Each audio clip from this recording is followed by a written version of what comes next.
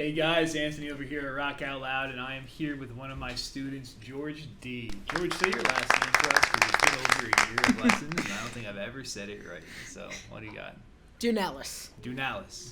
Dounelis. Dounelis. Yes. Cool. Great name. I love that we are matching today, right? I wore my Yep. pink shirt and tie, and you wore your pink hair, so that worked out perfect. Pretty happy about that. So you originally started out as a bass student with us, right? So your mom was just telling us, right? You got your bass on February 1st, my father's birthday, and your birthday, Yes. right? And you turned how old on that day? I think it was 13, right? Or was it 14? Okay. Well, how old are you 13. right now? I'm 14. So that had to have been 13, right? Yes.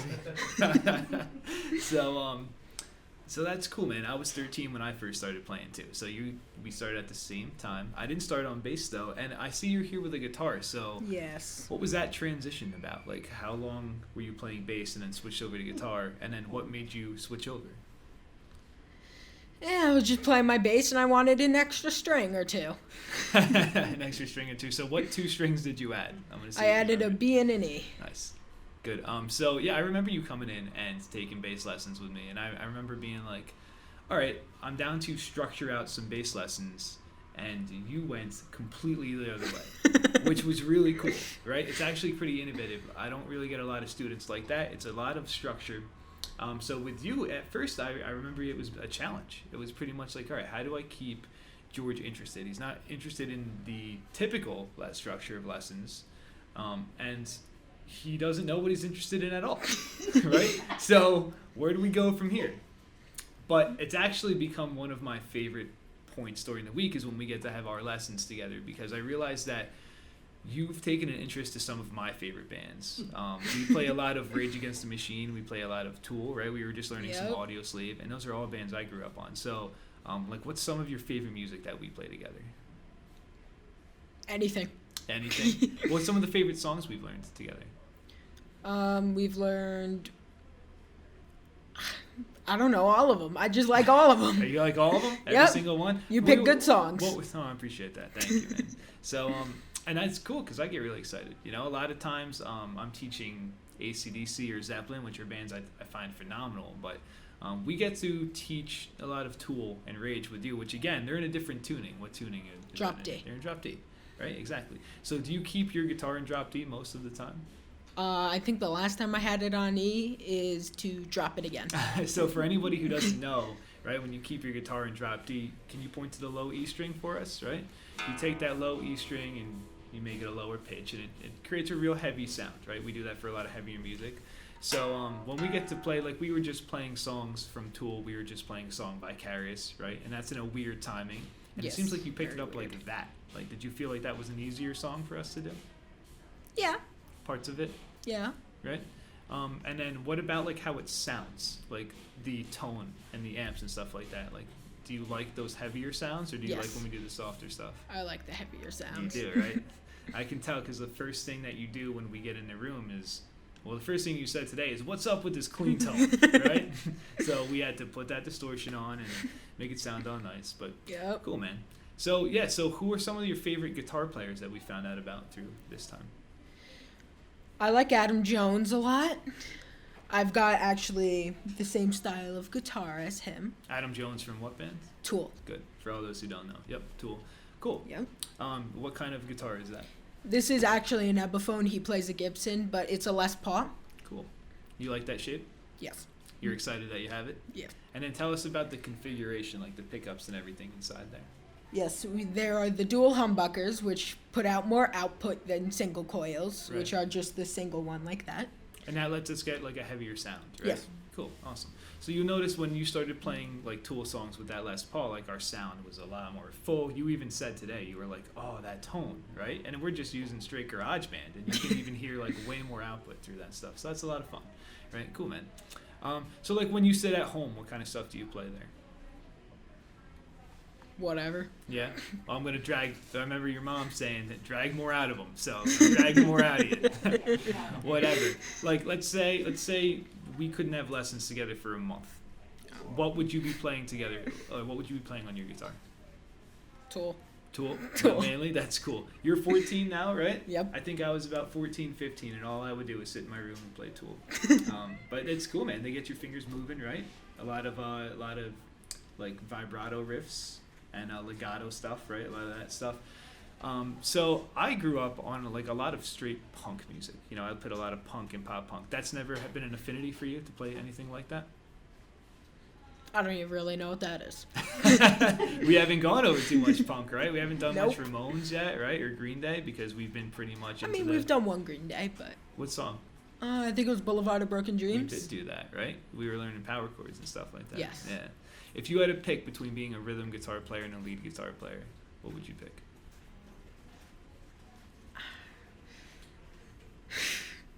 I don't know. Rhythm usually has the deep parts, but lead is just much more fun. Lead is fun, right? Lead.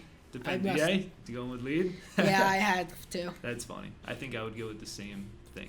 So, good. So this guitar, you think this is gonna last you a while? It should. Your family's saying no.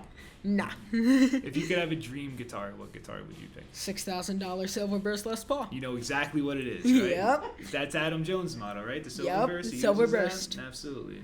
Man, I'm raising you right. So that's great. I'm happy to hear it. Oh yes, you go on there and you pick it all out and stuff like that. Well, not on Gibson, but I found this nice website that I often visit at school Oh, and there get you in go. trouble for it. We don't condone that here at RockOutoud, but No, they do not. that's cool. I mean, man, I used to sit in class all day and just think of guitar riffs and playing guitar and come home and just want to play guitar. Yeah. Is it the same for you when you're in class? Yeah. Yeah. You've gone as far, you've told me, as to even bring your guitar and like distortion pedal into school. Oh, right? yeah. Right? That's the most punk thing ever, right? To bring a I've pedal brought in there. wah pedals. Yeah. I've brought phasers. So what do your classmates and peers say when you do stuff like that? Like when you bring that in? Like, are they interested or do they? They're like, what is that thing? Right. What is that giant bulge in your pocket? Because when you have a wah pedal this big in your pocket. Right. Well, when it's electronic too, that can be kind of alarming to people. Yeah, They're because gonna it's be quite like, heavy. Exactly. Right. Do you ever plug it in and get the chance to show them? Do you bring in an amp or do you have it there? No, my music teacher in what they call it as a preferred, she has like a mini honeytone amp. It's like this big. It's really cute. Yeah, those are cool. Awesome. And she lets you play out of that? Oh, yeah. I've got like my own guitar there. Oh, there you go. That's awesome. What kind of guitar is over there? It's actually an Evophone. It's an acoustic electric, so I can Nice. play it with or without the And I amp. guarantee that you still put distortion on that acoustic electric, don't you? Yeah, I guarantee. Very cool, man. That's innovative. So that's cool that you have music at school. Do you have other people that play music with you there? Not really. No, just you? Yeah, sometimes during our lessons, I will get Miss Murphy to play a little bit with me, but And how is she? What kind of music does she like to play? I don't really know. She doesn't play much guitar. Oh, okay. She's not a fan of guitar. Oh, yeah.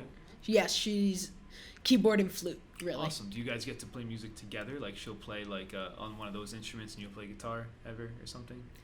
Oh, no, I've gotten her to play Rage. Oh, cool. I've gotten her to play Rage Against the That's- Machine a that's couple the goal, times. Man. That's the goal, right? Get people to play Rage Against the Machine. It's the whole point. Yep. That's cool. And it's pretty ironic playing that in a school because they're contradicting. And I had a teacher bust into the room one time and go, kill anything. Oh, sweet, Yeah. right? That's exactly what I would do if I was in his school. I would be like, oh, yeah, this is awesome.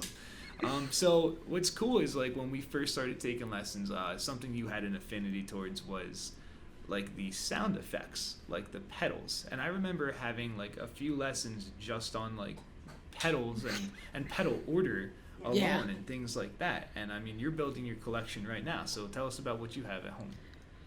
I've got a GCB 95 Crybaby wah pedal. The best wah there is. Yep, the original one. Standard wah, yeah. It's the one Tom Morello uses. That's the only one he's ever used. Oh, well, that's good knowledge for you. I didn't know that. Very cool. Just a random fact I Great. happen to know. And then what else you got? I've got a Phase 90, which actually I have another Tom Morello fact for that one. Okay. He has a Phase 90 on his pedal board for like 10 seconds of one song. Do you know the song? Yes, it is Killing in the Name. Oh, sweet, man. Is it that bridge part? It's the beginning. Oh, right, when he hits the open D, right? Yep. And it's just phasing out through there? Mhm. Okay, that makes sense. That's cool. I For like never 10 really even seconds. realized that That's was it. that effect. That's awesome. And that's a phenomenal phaser, too, right? I've toured with that thing many times and just kept it right there. So we got the Crybaby, we have the phaser. What else do we have? Then I've got the DD1 distortion. No, that's delay. It's DS1, DS1. right? Yes. The orange box. Yeah. That was my first pedal ever. Right? Yep, 40 mine bucks, too. Right? Great pedal. Yeah, mine was 60, but Oh, was it? yeah, but I got all kinds of other stuff too. Oh, well, there you go. I got like 2 patch cables, a regular cable, Cool. And AC adapter. So is your plan to keep building a pedal board? Oh yeah, I want a Nice. whammy. Come on. You want that whammy sound. What's the first thing you'll play with that? Oh, I don't know, something. Right, well, what's some music that you're like, oh, if I only had the whammy for this? I can think of one song off the top of my head right now. Schism. Schism, absolutely, right? Especially with bass, because that thing works perfect on bass too, right? So you can plug in your bass, you can play like the Schism, that bridge part that we always talk Yup. about, right? And it was cool. We used to sit there and you would play that part, and I would go on GarageBand and automate that part with the Yup. with the pedal, right? And it would make Mhm. that cool sound. So that's what I mean when I talk about our lessons getting like less traditional. I mean, it's very experimental in there, and I like that you come in with like authentic questions and things that you think of on your own, and you're like, how does this work? And to be honest, it's a very overlooked part of guitar lessons. I mean, a lot of times people come in here and they'll learn theory, and then they'll go out to the world to play guitar, or they'll jam with a band and they'll be like, how does this work? How come what is that delay sound? That's the cool. I mean, the first time I heard delay, I never learned that. I was like, that's the coolest thing I've ever heard in my life, and to this day, I use it on everything, right? Yeah, it's like the first time I heard that reverse delay. Whoa, I need that. And that was last week, right? Yep. And since we've done that, I've been playing that on everything. It's super cool. Those experimental guitar amps. They're cool. Yeah. And I think so have you ever been into any bands that use kind of like noise and effects, maybe like some Sonic Youth or Radiohead or anything like that? Do you ever get into any of that stuff? Is your music selection primarily what I show you in guitar lessons? I'm going to have to work on that. That's my job now. Take notes. And we'll get into some of the stuff that uses effects a little more. But what's the next pedal for your pedal board? Either a whammy or a DD8. Not distortion. Why do I keep saying distortion? Delay. Delay. Cool. Because it has the reverse and the shimmer. Oh, that's the way to go. Yep. And then I noticed you're a big reverb guy, right? You like to put Yeah, I like reverb. I like delay a little bit more, but Okay. I'll take reverb. Yeah, if I had to pick, I'm a big delay guy too, so that's fine. So as far as starting a band goes, like, you have any interest in ever starting a band up? Maybe. Yeah. I don't really know. Really? I remember when I was your age, it's the only thing I ever wanted to do was be in a band. Do you feel like you would be content just playing music by yourself, like for the rest of your life? As long as I'm having fun. That's awesome. I like that. I think that you would have a lot of fun with other people in a band because you like to think outside the box. You hear a lot of music that's done the same way over and over again. And I think that anytime we play something that we're covering, you'll be like, well, what if we played it this way? Or you'll take it, or you'll move it to another string, or you'll do it in another tuning, or you'll add an effect on it, and you'll be like, I know it's not the way it's played, but I just like to do it this way. And I think the heart of that is pretty much like the heart of why we play music in general, right? To add your own flavor and emotion to something like that. Would you agree with that? Yeah. Yeah, I think that's a lot of fun. And it gives me ideas too when you do that. If you could cover one song, if you could be on stage and cover one song, take 5 seconds, 10 seconds, whatever it is, think about a song you would really like to play on stage. Is there a time limit on stage? Let's say there's not. All right.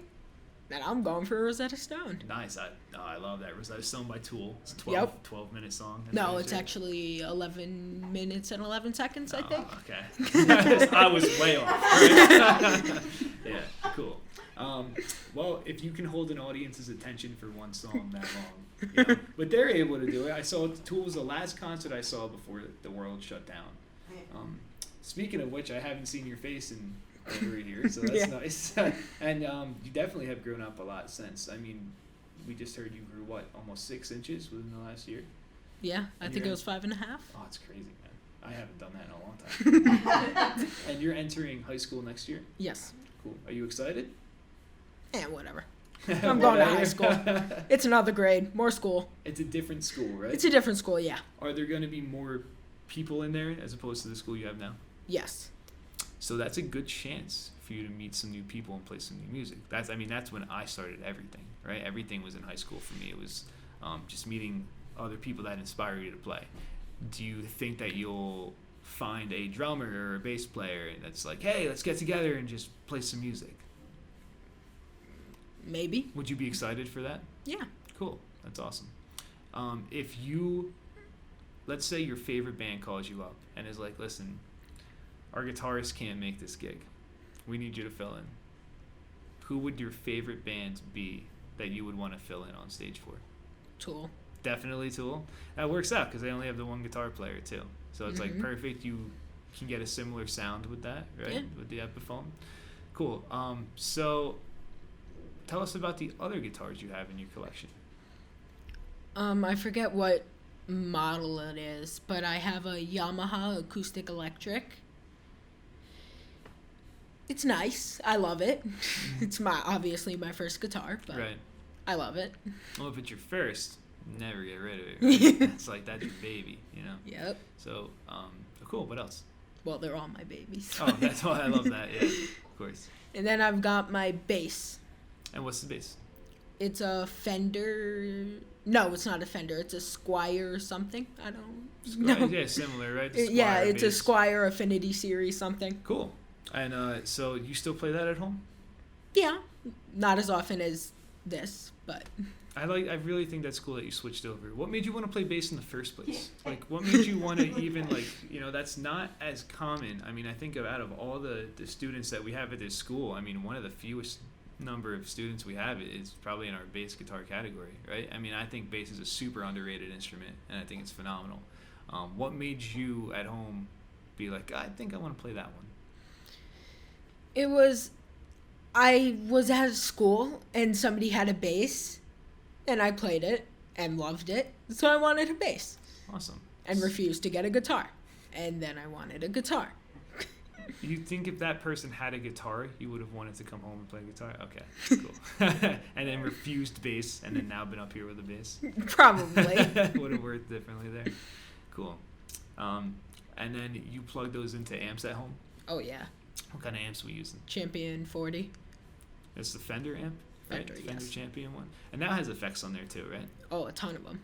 And then do you ever combine those effects with the pedal board that you have at home? Oh, you bet. And you like to, what I noticed in our lessons is you like to max out everything. That's really Max everything. I have gain on 10. Right. Distortion pedal all the way up with the level all the way up. Right. That's very cool. Yeah. That kind of creates some wacky, inaudible sounds sometimes, but that's what you're all about, right? You can barely recognize the note, but right. whatever. I'm having fun. That's usually when I'm like, all right, that's too much for me. But for you, I feel like you're like, let's push it. Let's go. More. That's what's fun. You're the only student I have that likes to do that stuff. You like to come in and you're like, let's experiment this way. What if I And put I'm this like, hey. pedal in front of this one? What if I put that one Yeah. behind this one? Right, exactly. And that goes back to what I was saying about like the real world. I mean, you're going to get to a point where, you know, no matter what you're saying right now, I mean, especially when I was 13, 14, I would have never thought I would have been in a band or toured ever.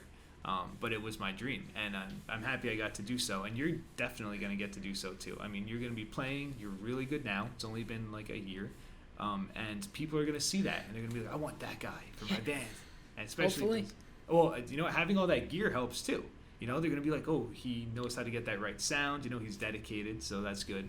But that really comes in like in our lessons when we're learning about that kind of stuff. You know, there's so many people out there now who play that never really learned about their guitar's tone, or the order that their pedals should be in, or should be in. You know, what the different effects, how they work together and stuff like that. And it seems like you can already teach us a little bit about that, right? Like you have pretty good knowledge, right? So like, if I wanted to get a heavy tone on an amp, like what would you suggest I do? Gain. Gain all the way what? 10. Gain all the way to 10? Or what else? We have like, what could we put in front of there if we didn't want to throw the gain up? Pedal. Yeah, what kind of pedal? Like a distortion, Yeah, like some throw kind. some distortion on, right? Yeah. Awesome. Did you ever think about teaching lessons yourself? It'd be fun. It would be fun, right? Have you ever taught anyone before? Not really. What about like people at school who ask you, like if they came up and they were like, George, can you teach me a few chords? Would you be willing to do that? Yeah. Awesome. What do you think? I mean, I only know like 2, but. Oh, you know way more chords I know. than that. We've gone through all open of them. chords, I know like 2, but or remember 2. Remember to. I've been taught more definitely than taught them. I've been taught like 20. Note to self, we'll go over that next week. It's good. But yeah, I mean, I feel like your biggest interest has been sticking with the drop D, and we've been going through that. I've been thinking of drop D riffs, and you know, another part of learning is like the timing. You know, we play a lot of stuff, especially if we're playing Tool all the time. It's stuff that's not in your common time. It's not in your 4/4, and we're playing a lot of stuff that's in like 5/4. And for for the listeners out there, that's stuff that's it's not very catchy all the time, right? It's kind of hard to pick up. The common listener would be like, this is confusing to me and not catchy, and I don't like this, right? But on guitar, and when you translate that to music, I mean, it's pretty interesting, and I'm happy that you're interested in that same kind of stuff, right? Yes, in Rosetta Stone, there's actually, I think it's 11/8. And I'm like, what? Yeah. How do you pick these time signatures? Isn't that cool? I always wondered that too. I guess it has a lot. I think it has a lot to do with the way the 3 of those guys work together. Without Maynard, they're real good on their timing there. But that's awesome, man. So, what is next for you in the world of music? Like Pedals. More pedals? More pedals? More of them. All of them. Where does the money come from to fund these pedals? Is it this audience right here that I'm Mainly him. Who's him? Who did we point at? My uncle. And your uncle plays too, right? Yes, he does. And your uncle's name is? Tommy. Uncle Tommy. Hi, Uncle Tommy. How many guitars did he have? At least 20. No. Yeah, would you like to clarify? A lot.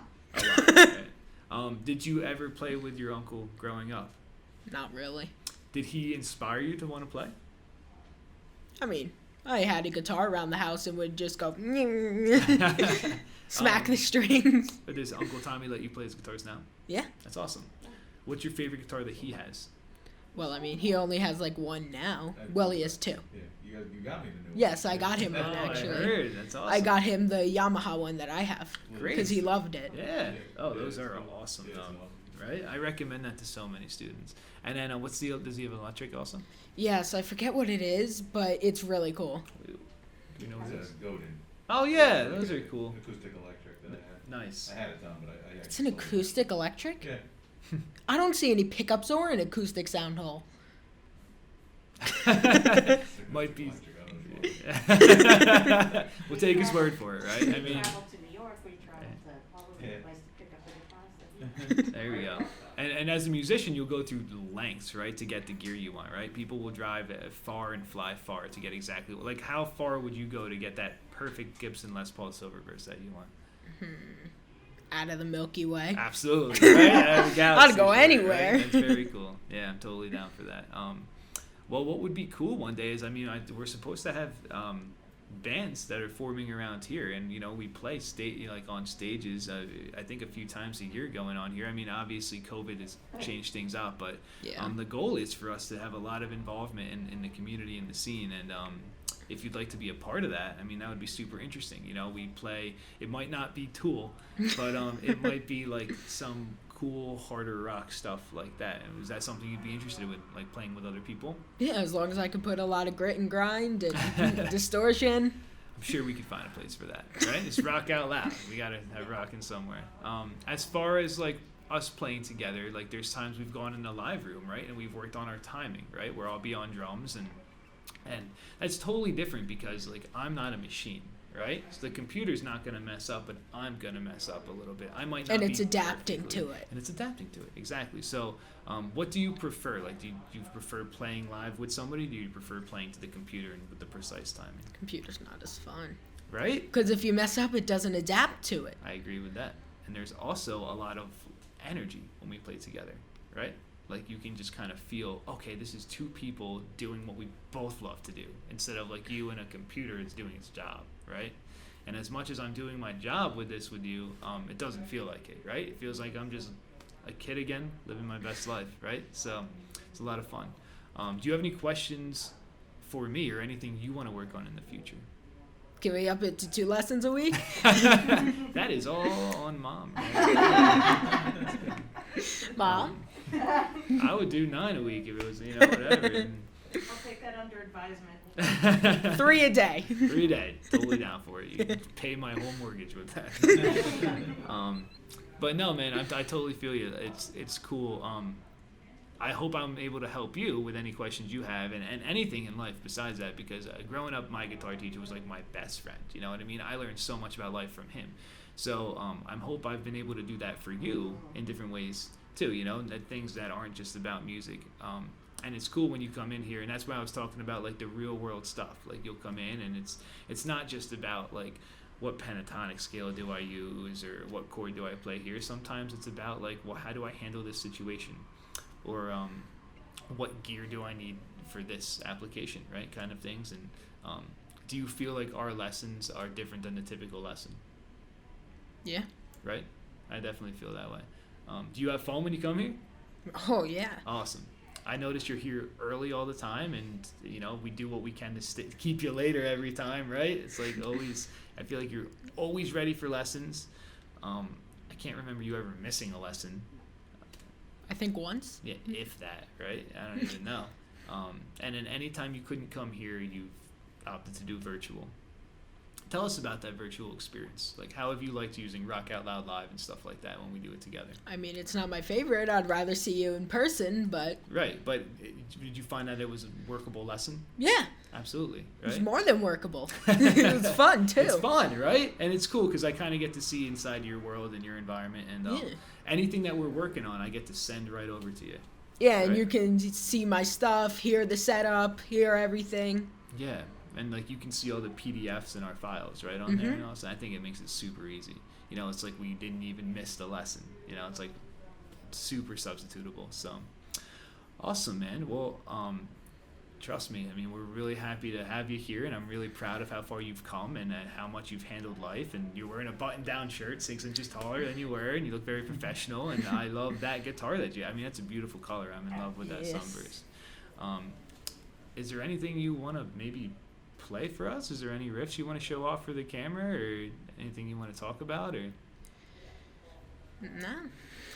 Why don't you show us your favorite riff? You win, but I have to get my pick that I dropped.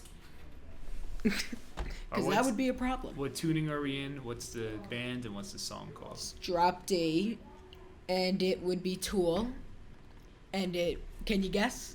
Let's see if you can guess. Is it going to be Rosetta Stones? Oh, yeah. Yeah, it's a great song. You know it. Why don't you go ahead and play a little bit for us? Not the whole 12 minutes. But Actually, 11 minutes and 11 seconds. Excuse me. It's a little out of tune, but it's okay.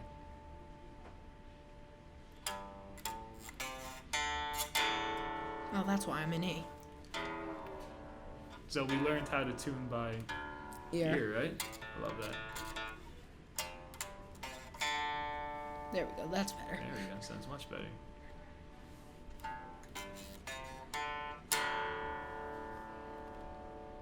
Yeah, I'm going to skip all that nonsense. I just want the fun part.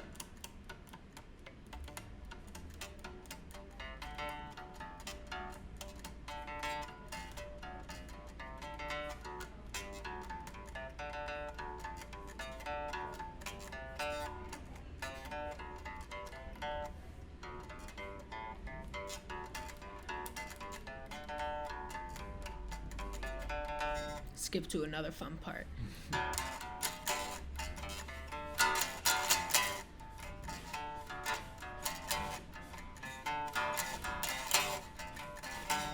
That's awesome, man. I'm really proud. So that was a song that we were talking about where it switched timings, right? Yes. That song has a 4/4 vibe to it, then it goes into some 5/4 parts, and they switch. Yes, and then there's the 11/8.